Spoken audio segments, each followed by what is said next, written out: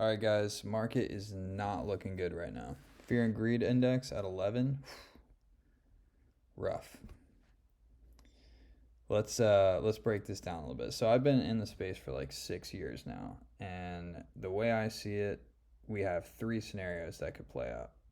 And first, I should say nobody knows what is going to happen, right? Everyone's just speculating. So nobody knows what's going to happen with any of this, but we can come up with some scenarios here. So it's one of three things. One, we see a giant parabolic run at the end of the year from a giant short squeeze, which is getting set up perfectly. There's probably a ton of shorts on the market right now. Everyone's bearish. If Trump manipulates the markets, he could be planning some end of the year rally with some news. Merry Christmas. 4-year cycle's still intact. Everything trickles down to everything else into 2026, just like we normally see, where Bitcoin rallies, then Ethereum, then alts. Then Bitcoin goes up some more, Ethereum goes up some more, then alts go up some more. And then, normally that happens like 3 or 4 times, and then it like trickles down into the bear market into 2026. Maybe this time we just get one of those, maybe two, because it would be shorter, because normally it should be like September to December. But we haven't seen anything, and we're almost at the end of November, so it might be a shorter one this time. Who knows? So that's scenario one. Big blow off top at the end of the year from a massive short squeeze, which is getting set up perfectly right now. That's kind of the ballpark that I'm in right now until it's proven wrong. Scenario two is a lot of people are saying that Bitcoin actually followed the business cycle, and that's where the 4-year cycle came from, not the halving, is another theory. And that the business cycle is now 5 years. So if that's the case, then Bitcoin's cycle is also 5 years now, which would mean we'd have the bull market in 2026, and this is just a correction. So that's scenario two.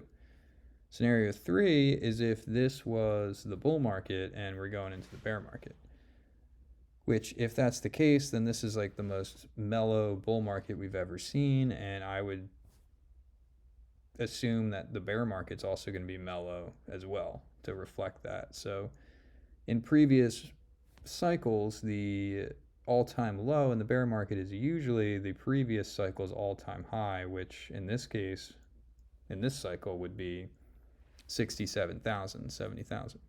But considering we didn't see a crazy parabolic run, I seriously doubt we get down to those bear market lows that we would normally see either. So, looking at that, we're only 15K from those extreme lows. I don't think we go much lower from here.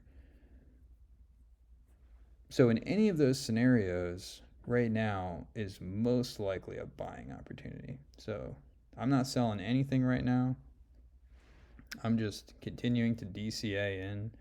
We didn't really see a bull market, so I'm cool with just waiting until the next cycle if that's all that we're going to get.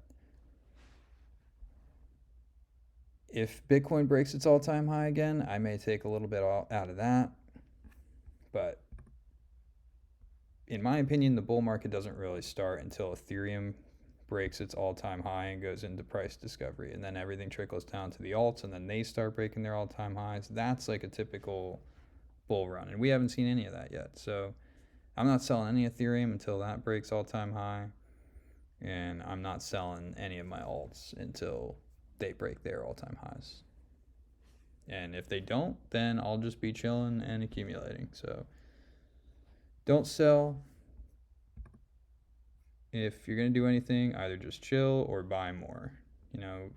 Extreme fear is when you want to buy. All the best buying opportunities. If you were to look at the fear and greed index and sentiment at the times that it was here, or at 16,000 in 2022, or 3,000 in 2019, it was extreme fear. Everyone was saying it was going to zero, it was done. Those are the best times to buy. So that's what I'm doing. Chilling, buying more. Just relax. All right? That's all I got. So peace out.